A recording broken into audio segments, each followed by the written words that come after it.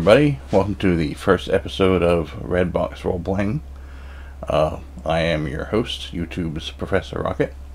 Hopefully you were able to gather from the title of the series that this is in fact a series about old school tabletop role-playing with a title inspired by Ye Old Redbox, aka the 1983 Dungeons & Dragons basic rule set.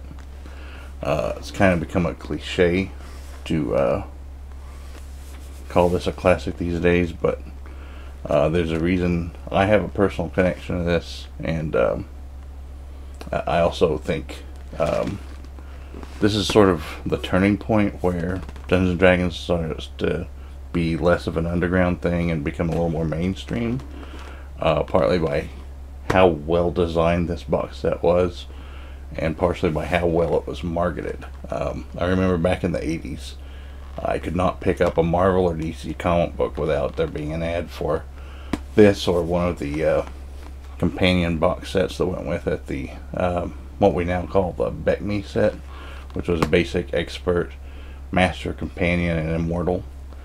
5 different colored box sets that guided characters from level 1 to 36 in the basic Dungeons & Dragons. And I will probably do a deep dive on this set later in the series. Tonight we're actually going to start with a story from my old days of role-playing. Before we get into the story, though, I would like to talk about one of the, the main thing that motivated me to make this series. And that is spooning, also known as Noah Antweiler. If you've been watching YouTube for any amount of time, he was basically one of the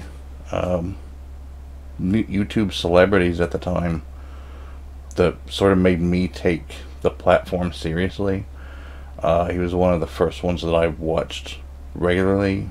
I enjoyed his content, particularly his Highlander 2 reviews, and his Wendy's training video.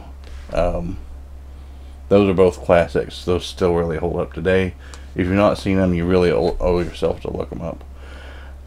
But the main thing that I really loved of his was he did a series called Counter Monkey, which were tales of tabletop role-playing games from his time working in a game store. And I realized, if I miss that kind of content. It's been nearly 4 years since he's done a new Counter Monkey episode or an edited video of any kind. He's pretty much given it up to stream. But I realized that if I still wanted to see more of that content, there must be other people out there that want to see it too. So I'm giving it a try because I want to see it. I hope you enjoy it too. Hope it becomes a regular thing. Today we are talking about a monk and what a problem they were. The monk has been around since first edition. It was never really fleshed out very well in first edition. It was basically the crappy features of a cleric and a rogue sort of mushed together. It grew out of the popularity of kung fu movies from the late 70s, which is why it got kind of mashed into very European centric setting when it's more of an Asian theme itself. But they've been around since first edition. They weren't very well developed, so they were actually left out as a core class in second edition. But our story today comes from third edition, when the class was reintroduced. Now we're going to call this tale Douchebag Jerry and the Web of Illusion. Because this is a problem with a problem player and a problem character, and how they both got dealt with kind of ineptly but entertainingly, I hope. Let's see, this was around the year 2000, 2001. It was when 3rd edition first came out. In fact, I had to wait for the monster manual to come out before I could start my campaign fully. It was a time when 2nd edition product was still plentiful, so I alternated between writing my own adventures, using the 3rd edition adventures that were out at the time, and adapting 2nd and 1st edition adventures that I had in my collection already. And my play group consisted of me and 4 players. I was the dungeon master. My girlfriend Ramona played an elven wizard. Of course, I didn't want to give the impression of being unfair to her, giving her an advantage because she was my girlfriend. As a result, I probably leaned a little harder on her. Also, she was the only one who really had experience as a player. She had played before. She had played all the Forgotten Realms and Dragonlance video games. She had read all the Forgotten Realms and Dragonlance novels. So she was pretty well versed in the overall lore. She was also an avid Final Fantasy player, so she was very familiar with RPGs and their tropes. And she was a pretty smart player, so I did have to kind of throw extra challenges her way just to sort of even the playing field between her and a bunch of rookie players. We also had a guy named Jim who played the role of Magnus the Barbarian, which was kind of a very interesting juxtaposition between him in real life and in the game, because he was a quiet guy. He was very polite.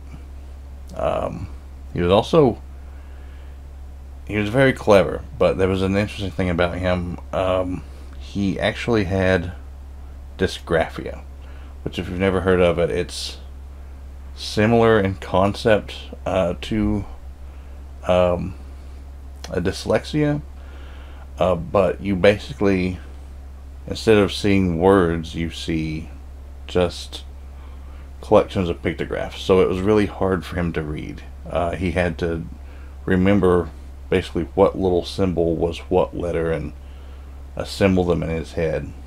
So I think it was, at the time at least, classified as a learning disability, but that certainly does not mean he was dumb. His dad was an electric engineer and taught him everything he knew about engineering. So he built PCs from scratch. He could repair just about anything. He was also in game. He was one of the ones who got most engaged with role-playing, and actually probably did more of the problem-solving and trap disarming than our actual rogue did, just because it was the way he thought. So that was Jim, and then Jim's best friend, Mikey, who was, wow. He's very difficult to describe. I would probably, if I had to describe him in 2 words, it would probably be charming asshole. He was a very abrasive person, but he was entertainingly abrasive. It was really hard to hate the guy, even though he was kind of a brazen jerk. He would say things that were pretty much like the most offensive thing he could think of, and then it would be so offensive that even the person he was saying them about would have to laugh. He was kind of a weird mix of a redneck and intellectual. Like, he loved John Wayne movies, and he also loved hard sci-fi novels. And he played a character who was very much a reflection of himself. He played a dwarf named Oscar Talgeron, who was not in the typical fantasy dwarf mold. He was a little more outgoing and adventurous. He had a very short beard, a very short hair. He was tall for a dwarf to the point that a lot of people mistook him for just a short human. So he was about 5 foot.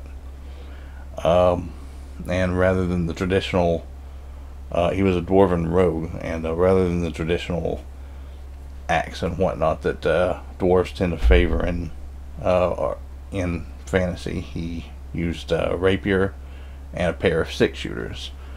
Now, my world was one that was sort of a steampunk, so there were firearms of roughly Victorian and Wild West level technology available, but my characters lived in one of the poorer countries of the world, so they were not easy to get. And you would think that introducing 6-shooters into a mostly medieval setting would be kind of unbalancing.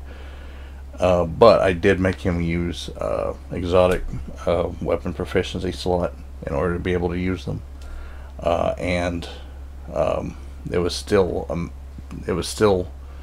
since they were actually from a different country, it was still hard to, first of all, come by the guns and come by the ammo. So he either had to pay for the ammo quite a bit, which it was still pretty scarce, or he had to make it himself. Which our blacksmith Magnus eventually took up, or our barbarian Magnus eventually took the blacksmithing proficiency so he could make ammo for him, but still it never really felt overpowered. The thing that felt overpowered was the monk in our party, and I think to try to overcompensate for how crappy monks had been in earlier editions, they really made them pretty powerful in 3rd edition, and I don't think they thought about it really. I don't think they play tested them very well. We had a monk in our group named Sabas, and he was played by a player named Jerry. And if I had to describe Jerry in 2 words, it would be smug asshole. And he was a nerd, but he was like the worst kind of nerd, because he was a nerd when he was around other nerds only, but when he was around normal people, he would pretend not to know what we were talking about. So, like when it was just me and him, he watched Star Trek, and he could basically quote it. Star Trek, Highlander, Dragon Ball Z. But when the normies were around, he always wore like Hawaiian shirts and mirrored sunglasses, and he drove around in his like turquoise green Honda Accord that was dropped to the ground and had a spoiler, had dragon graphics down the sides. He tried to hide his nerdiness, but he was never very successful at it. He also was a really stuck-up sort of person. He came from a family with quite a bit of money, and he never let us forget it. He always acted like he was better than everybody. And like these were especially problems in groups. Like when it was just me and him, it was okay. But when he was around other people, he just sort of was like the lizard with the frills that I guess, kind of trying to intimidate other people. But that was our group.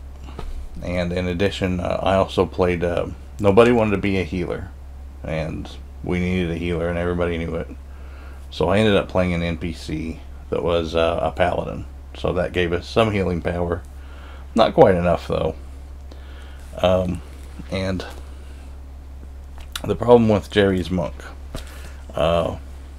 it became evident around level 10, and it became impossible to ignore around level 14, because by level 14 he had plus 10 or plus 5 to armed attacks, making 2 attacks a turn. Or he could make 4 attacks per turn at plus 10, plus 7, plus 4, plus 1. And at 1d12 damage each.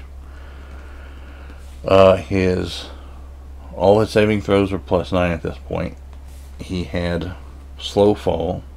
He had wholeness of body, which let him heal himself. He had diamond body that helped him resist damage. He was able to add extra dodging. He had the ability to deflect arrows. I believe he was immune to poison and disease. So basically,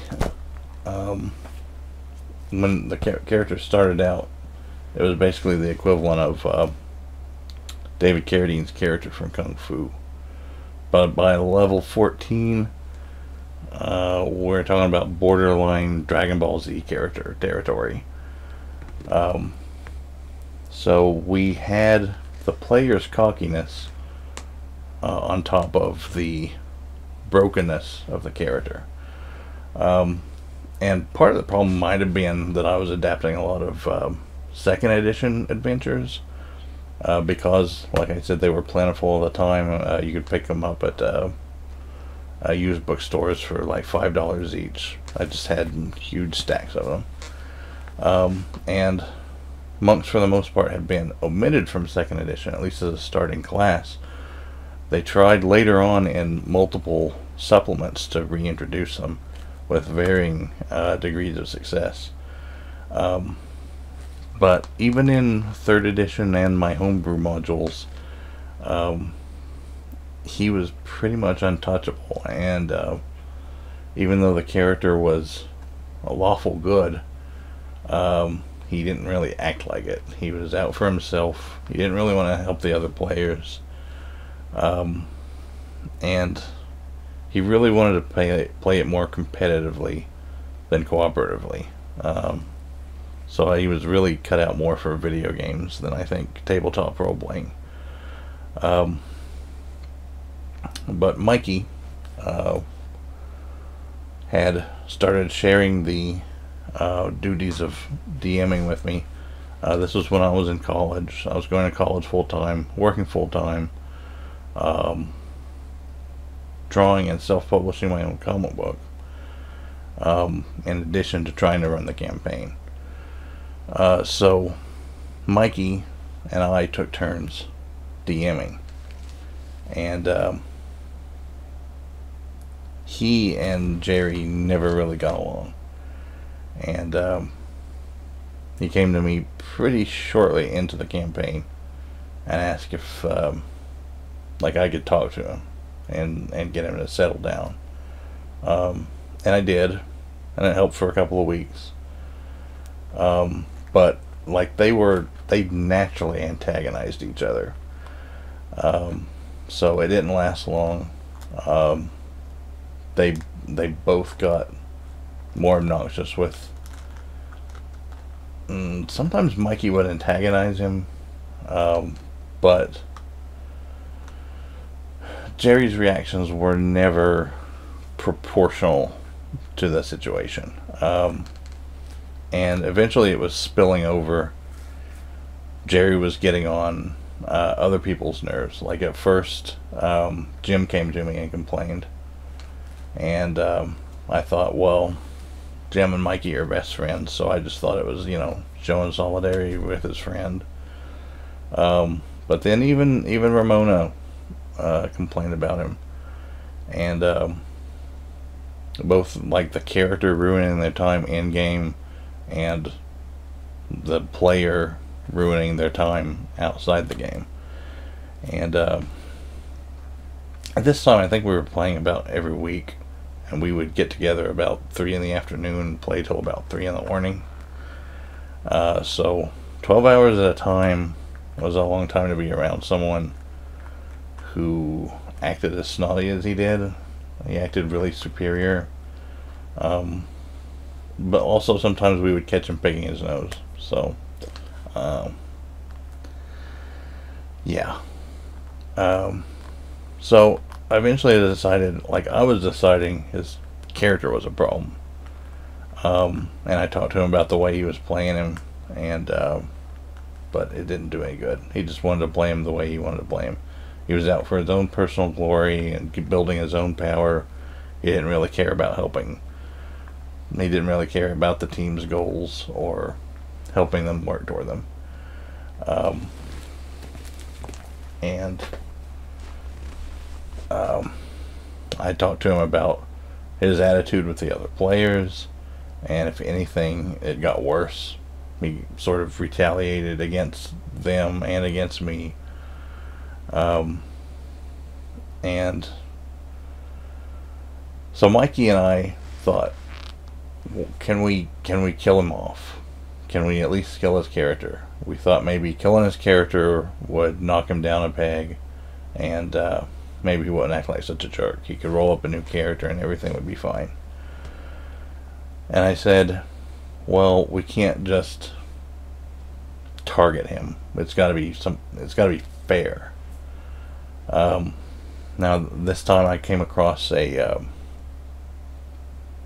old Ravenloft module called Web of Illusion, and it was about the Rakshasa, which were the tiger people, and their leader, I think, named Arajani.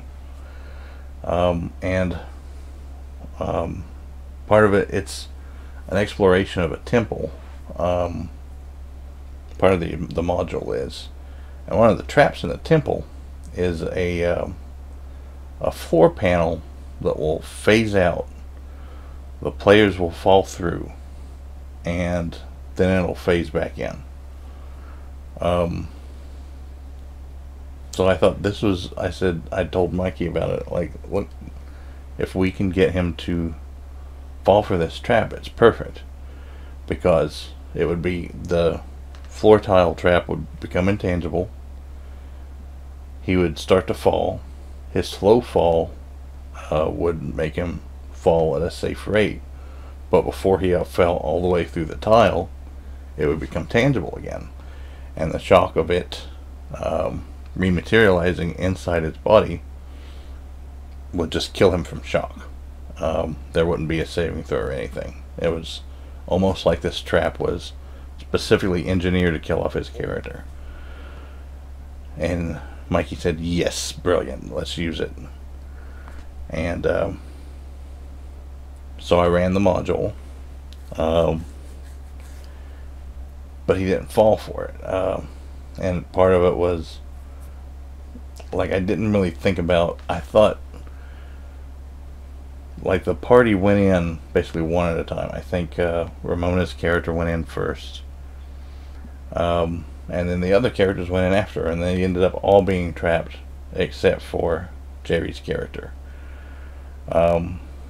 So, like, I didn't think that he could pass up the glory of rescuing the others and having them owe him, but he did. He was enough of a chicken shit that the trap didn't work.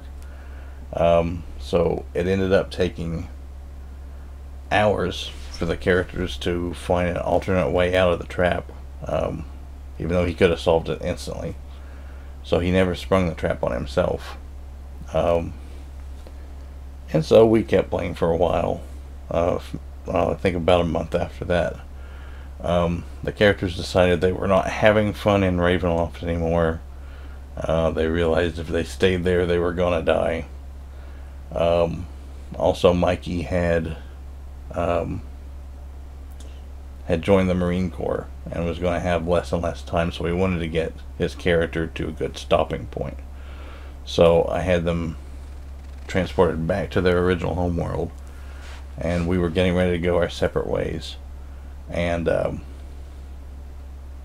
the middle of battle, at random, with just like the most random creatures like goblins or orcs or something, Magnus, our barbarian, rolls a critical miss. Oh, he rolls a 1, which means that basically he hit a friendly character by accident. So we roll a 1d8 on the scatter table to see what direction, and the attack goes behind and to the left of him, which is where Jerry's character was standing. So Magnus rolls to see if he actually hits. Rolls a 19, critical. Maybe you see where this is going, but maybe not, because there's more to it. He rolls to confirm critical. Rolls a 20. So it's definitely a critical hit. But there's more. He has a Workable weapon. Rolls for the Workable weapon. Rolls 19. Okay. Sabas gets a reflex saving throw. He rolls like a 3. Fails. Instantly decapitated. So, there were no healers, there were no resurrection spells in the party. So, like, he was the only one who could heal, and he could only heal himself. My paladin had gotten some, like, cure light wound spells, I think. So you could, like, lay on hands and heal so many hit points a day, but she definitely couldn't fix decapitation. And we didn't really have anything else to do, so we froze his headless body, froze his head and his body, stuck it in a bag of infinite holding, and decided we would find a way to resurrect him when the campaign resumed. And he got really mad and decided that we had conspired to kill his character off. And the funny thing is, we had conspired to try to kill his character off, and it had failed, and it was just plain dumb random luck that ended up killing him off. So at that point, he wasn't sure he wanted to continue. Mikey was leaving for boot camp. Everybody else got busy with life, and that's pretty much how my campaign ended. Yeah, I tried running a new campaign about a year or so later with mostly different players, but that didn't last long either. But that campaign lasted probably close to a year, maybe a little more. So I don't really know if there's a moral to that story, or who would have been learning it. If, like, should I have learned the story? Should I learn the moral, rather? Or should Jerry? Was the moral not to be a douchebag because karma will get your character's head cut off? Or was it not try to kill your characters, not try to kill your player characters for personal reasons? I don't think that's a good idea to, like, punish bad real life behavior with game mechanics. Now, it's one thing if they're screwing around in game to punish them, but I had tried talking to him. Basically, all the individual players had tried talking to him, and he was a jerk all the time, in game and out. So ultimately it was his choice, but it was one that we were all relieved with. Unfortunately, it came too late to really save our campaign, or even be able to enjoy it without him. So that's it. That's my story of Douchebag Jerry and the Web of Illusion. Hopefully the first of many. And remember this, whether it's in real life or in game, treasure your characters, the ones around you. Oh, this is really sappy, but that's what the adventure is all about, is who you have it with, whether it's RPG or real life. So see you next time. Bye.